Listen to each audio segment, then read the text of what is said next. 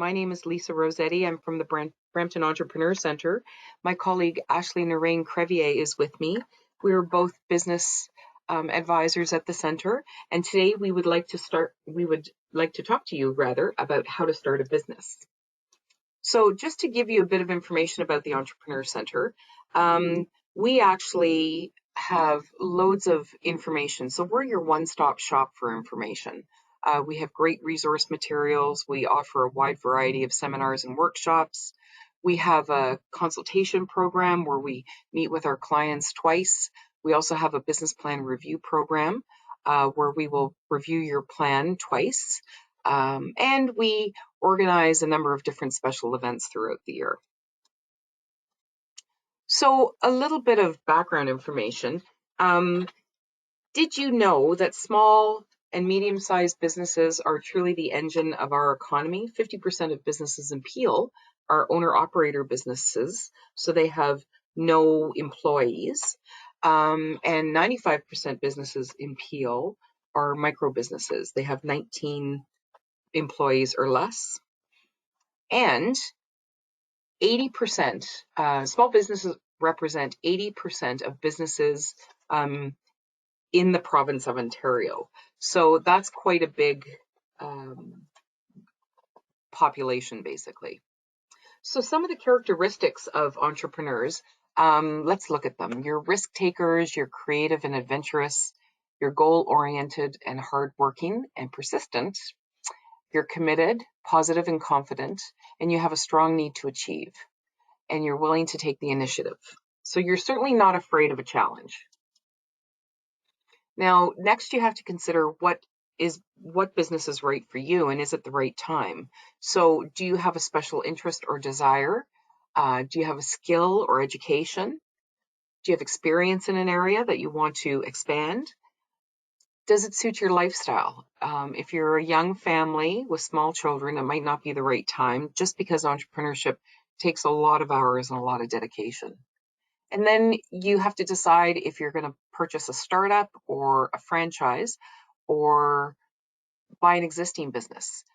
So whether you decide to start up yourself or purchase a franchise or buy an existing business, for any of those, you're going to need capital. So do you have any savings? But the first thing you actually need to do is a feasibility study. So is there demand for my product or service, and will it be profitable for me? So where to find financing? That's probably the biggest question we get. Some entrepreneurs find finding financing difficult when getting started. So do you have savings? So do you have self or love money? Love money meaning family and friends. Are you going to approach an angel investor or private investor? And one thing to consider, crowdfunding has gained a lot of momentum over the years. Indiegogo is one, Startup Can is another, and it's Canadian. Fuel Local, I believe, is Canadian. GoFundMe and Kickstarter.com. Those are sort of the top 5. So sources of financing. So the government has a great website called FedDev Small Business Services, and on that website they have loads. I'll refer to FedDev again, but they have loads of information on their site, including current grants, any available funding or tax credits.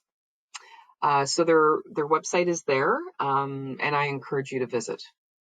Access Community Capital is a not-for-profit organization that issues small microloans up to $5,000 to qualifying small business owners and startups. So Access Community Capital, as I said, is a not-for-profit. It was actually started by a group of people that when they started their business, they had a hard time finding financing, so they decided to give back to the community, and they started a not-for-profit agency. Access specializes in small loans, mostly because they work with people to try and correct credit issues. So if you have poor credit or bad credit, this is one way. Taking a loan out through Access Community Capital is one way that you can improve basically your credit score. So additional sources of financing rather. The bank is great. You can either take out a loan or a line of credit. Usually the interest rate on a line of credit is lower. But banks require certain things. They require a comprehensive business plan, a good credit rating, and if you need a cosigner, that cosigner also has to have a good credit rating. Banks look for a minimum of 1/3 of the investment to come from the business owner. Since COVID, we've actually seen an increase, and we find that some banks want 2/3 of the investment to come from the business owner, but it depends on the type of business. Some businesses are more high risk than others, and the high risk ones would be the ones that they wanted 2/3 of the investment to come from. An example would be a restaurant. So restaurants are high risk, and a bank would probably want to see more than 1/3 of the investment coming from you. In a perfect world, you would have a purchase order from a customer. Purchase orders are not common, and you usually see them with large organizations, corporations, and such. But a bank would love to see a purchase order because it's basically guaranteed income. And they also want to see your transferable skills and industry experience. Now, if you don't have any industry experience, we encourage you to go out and work in the field for at least 2 years to gather experience and knowledge. So you can run your business. Like when you finally do open, you can run your business effectively and profitably. We're going to talk about the forms of ownership now, and my colleague Ashley will take it away. Thanks, Ash. Thanks, Lisa. So forms of ownership. So there's 3 types of ownership that you can have when you're running a business. It's sole proprietorship, partnership, and incorporation. So sole proprietorship is simple, inexpensive. It's 100% risk and responsibility though. So you and the business are one operating entity together. And the same thing for a partnership. It's simple and it gives you extra capital, but you and the business are the same. You're attached to this business personally, and anything you make will go under your personal tax bracket. Then you can look at incorporating. Incorporating is limited liability, tax advantages, but it is more expensive to register and a bit more complicated. You have a bit more paperwork or online forms to fill out. When you're incorporating, you and the business are separate. So you're not attached to the business and you're basically an employee for the company.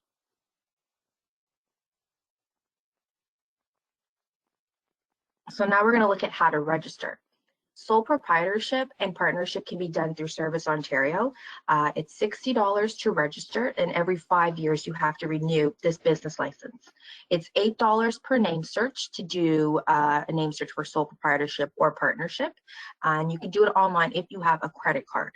Some Service Ontarios did have a kiosk where you can manually go in and pay cash or debit, so you'd have to contact your local Service Ontario to see if you can do that there, because not every location had the kiosk. You can also look at incorporating and how you're going to do that if you want to do it in person. It's 375 University Ave in Toronto, or by mail, or you can do it online. So the fee for that is a one-time fee of about $360. And then to do the name search is called a nuance search, which is about $35 to $60 to do a nuance search. And the $360 is a one-time fee. You don't have to renew it every 5 years like sole proprietorship or partnership. So PST plus GST equals HST. So 8% plus 5% has been combined as of July 1st in 2010. So all goods and services, if sales are less than 30,000, you do not have to report it. If it's greater than 30,000, it's mandatory. You do have to report it to the government. So rebate ITC on HST is what you pay, remitted annually, monthly, or quarterly. So it's up to you how often you want to submit it to the government, or you can speak to an accountant about this. You could do it annually, monthly, or quarterly, whichever way works best for you. So GST, HST information sessions for business. So CRA, Canada Revenue Agency, provides an overview of GST, HST, which is taxable, and what you can exempt. So obligations, liabilities, rights and entitlements of registrants, input sales credits, simplified accounting methods, filing returns and remitting GST or HST, and special cases. So CRA, Canada Revenue Agency, does host seminars and workshops as well that the Brampton Entrepreneur Center does collab with, and we would feature these workshops through our website, and they'll let you know what you should be filing as a business, how you should be filing, what forms you should be filling it out. If you have any other questions, it's also interactive, so you can ask them the questions as well. So if you go to our website, you can register, and it does happen every few months. So staffing is something else you want to take a look at when you're opening up a business. You're going to have to contact the Ministry of Labor to find out employment standards law, employer health tax. You're also going to want to contact CRA, Canada Revenue Agency, about payroll deductions. So Canada pension, employment tax, income tax. And you're also going to want to take a look at WSIB, Workplace Safety and Insurance Board. So this also will vary if you are contracting work out versus hiring your own employee. Thank you, Ashley. Now I'm going to talk a little. Oh, thank you. Now I'm going to talk a little bit about the licenses and zoning in the city of Brampton. So the city issues over 3,500 stationary licenses each year. And let's just go to the next slide. So there are different types of licensing. There's municipal licensing, regional licensing, provincial licensing, and federal. So municipal, the most common one that we have is the home-based business bylaw. So we tell everyone before they start a business in their home to call the zoning department to ensure that they're allowed to start that business in their home. So regional licensing could be either a nail salon, like personal service. They have the region appeal, or a restaurant. The region appeal has to come out and do a health inspection. So there are licensing, like you do have to be licensed through the region for different businesses. And there's provincial licenses as well. Usually they're acts of parliament, and the most common ones are privacy issues and licenses and environmental issues and licenses. And there are federal licenses, could be certification. So many businesses require a city license. Here's a few: tobacco sales, building renovator, and other contractors. If you're going to paint or install flooring, you're considered a contractor, so you do need a license. Fixed food premises, so restaurants and takeout places, lodging houses, personal service facilities, so nail spas, that sort of thing, pet shops, automobile service stations rather, and secondhand goods stores. So we encourage everyone to check with the clerk's department before they do anything to see if they need a license. So next steps. When will you start? Are you going to start a year from now, or are you going to start right away? You're going to get some work experience first. Determine what type of business you want to start. Develop a business model, how you're going to make money. Discuss your concept with mentors, potential customers, family, friends, and us at the Brampton Entrepreneur Center. That's what we're here for. Take business courses, read blogs and books, and begin writing your business plan. Don't let it intimidate you. It's really not that hard. So now we're going to take a few minutes and talk about the business plan. So why do you want to write a business plan? It plots a course. It helps you think long term about the big picture and not just about starting a business, but staying in business. And it really does help you to stay motivated. Feasibility study. You need to do that feasibility study. Is your idea viable? Is your business going to be profitable? Will you require outside financing to start or to operate your business? And if you do, where are you going to get it from? And what are your barriers to success? So we want you to become a better decision maker. That's what writing a business plan is going to do for you. You'll know your business inside and out, and you'll help anticipate problems and potentially mitigate those issues. Gathering information for your plan will increase your knowledge of the industry, thereby assisting you in making more informed decisions. Your plan provides an organized way to conduct your investigation, and then it's presented in an organized way for the reader. And is what you're doing working? And if it's not, then you can make changes to your business plan. So a business plan is a living document. We always encourage you to go back on a regular basis. You should do it at the very least once a year. You should actually do it every 3 to 6 months. So business planning and writing the plan is very important. So Ashley, do you want to talk a little bit about what you need to know before you write your plan, before you start writing? Yeah, for sure. Thanks, Lisa. Thank So what do you need to know before you start writing? Write in third person. Avoid using I or we. Keep it clear and concise, approximately 10 to 20 pages, because you don't want to lose your reader in anything longer than that. Avoid jargon and define your acronyms. So don't put fluff in there. Don't just try to make it longer or thicker or more dense. Just keep it as simple as possible. And if you are using acronyms, make sure you explain it to the person or in your business plan, because when someone's reading your business plan and they're not from the same industry, they're not going to understand. So you want to get your message across as clearly as you can.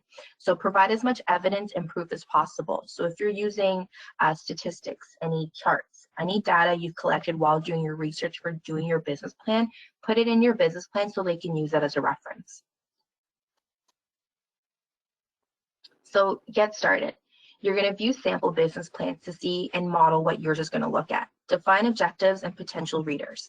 Prepare a timeline, set goals, begin to gather information, use a template, and the Brampton Entrepreneur Center does have a template that we can send you. Organize and research into plan components. Get help where needed and show drafts of your plan to others. So you can have others look at it, especially when you're doing your market research or you're gathering information. Talk to people. Find out if there's an interest in your product or your service. This is where you're going to learn who your customers are, and you're going to be able to see who your potential readers are, and this is how you're going to gather your information. So business plan tips. Get rid of the fluff. Be realistic. Show you're conservative. Visuals are always good. Be creative and don't skip the plan. The plan is one of the most basic and essential things you're going to need to start your business, and this is your roadmap and your guide as to how you're going to run your business. Thanks, Ashley. Do you mind if I talk? Oh, thank you. Do you mind if I talk about the business model? Go for it. Great, thank you. So essentially, how are you going to make money? What is your vision for revenue? What is your value proposition? So what do you bring to the table that makes you unique from other suppliers, vendors, whatever the case may be? What is going to make people choose you over one of your competitors? Which customer problem are you solving? Usually that's why people go into business, is that they're either working for someone else and they figured out a way to do it better, or they want to do their own thing and they've figured out a way to make it work. So what value do you deliver? Which customer problem are you solving? What product or service do you offer? And which customer segment are you going to be supplying? Not everyone's going to be your customer, so you have to break your customers down into segments. And you have to look at what your customers' needs and wants are, and are you satisfying those needs and wants? So here we have a picture of a business plan. We always depict it in a circle because it is a living thing. It should be a living thing. So if we look at the different components, the executive summary, well, we start with a table of contents. Do that at the very, very end. The executive summary is the last thing that you will write, but it's the first thing your readers will read. Then we move on into company profile, the marketing plan, operations plan, financial plan, and the appendix. So you might start in your company profile, and then you think, hey, I just thought of something. And then you might end up jumping to your operations plan section. So you can jump from component to component of the plan as you discover more and more information. So again, your business plan should be visited every 3 to 6 months. So in your business plan, you're going to have an executive summary. And like I said, that's actually the last thing that you're going to write. You want it to be clear and concise, a summary of your business opportunity and how it covers all the components of the plan. And your document is going to be future oriented because you're talking about the future. Your executive summary should be no more than 1.5 to 2 pages long. It should demonstrate your knowledge of the business opportunity, and basically, you're going to tell your potential client, customer, why you are the better choice.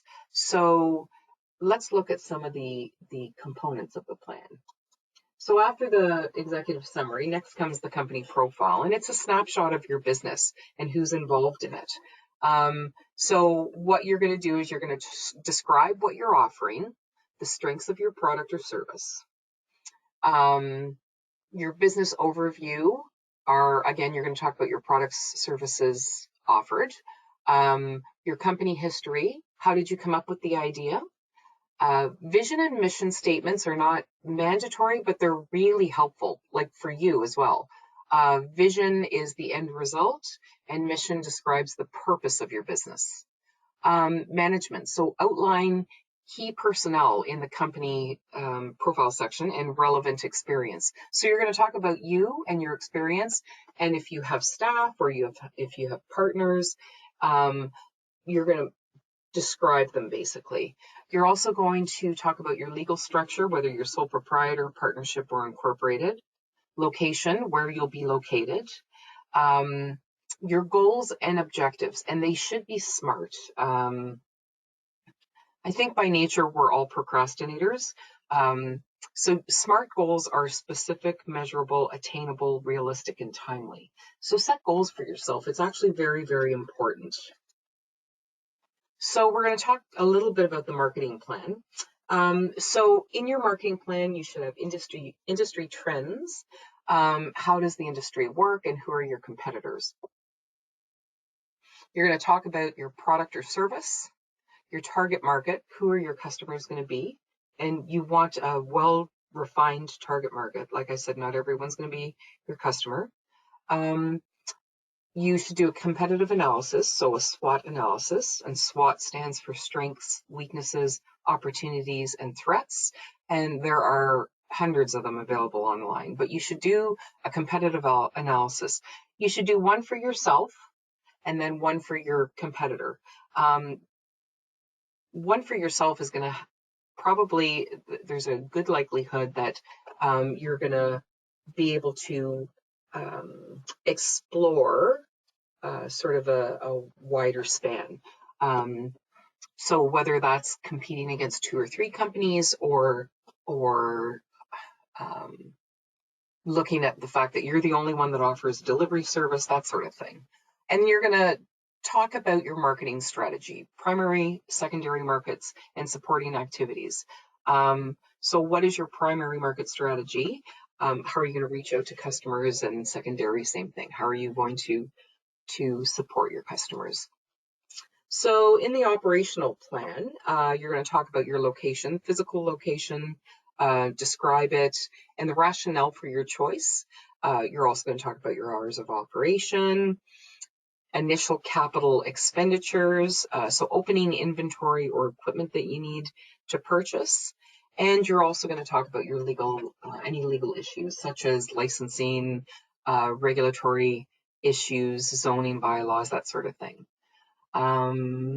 Then you're also going to have a section on your human resources, so the personnel and the personnel requirements, employees and subcontractors, trained, required personnel, and who's on payroll.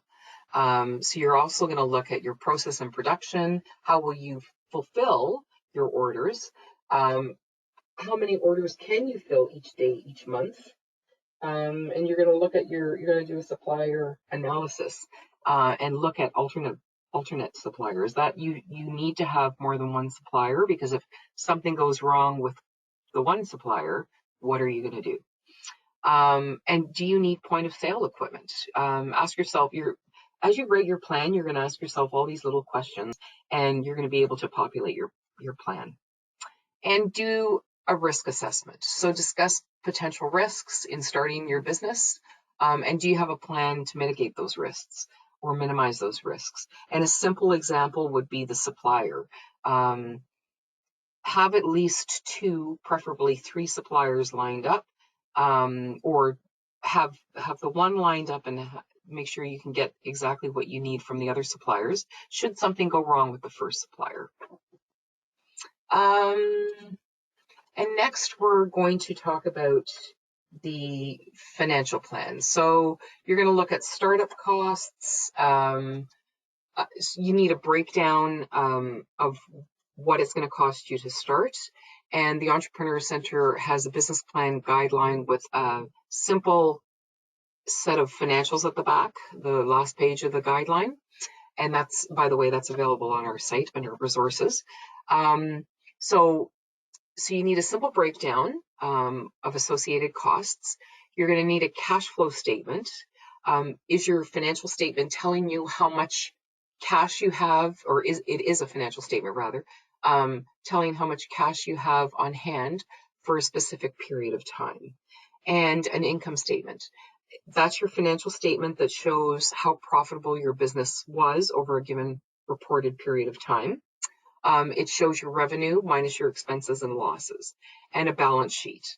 Balance sheet is a financial statement for businesses that lists assets, liabilities, and equity.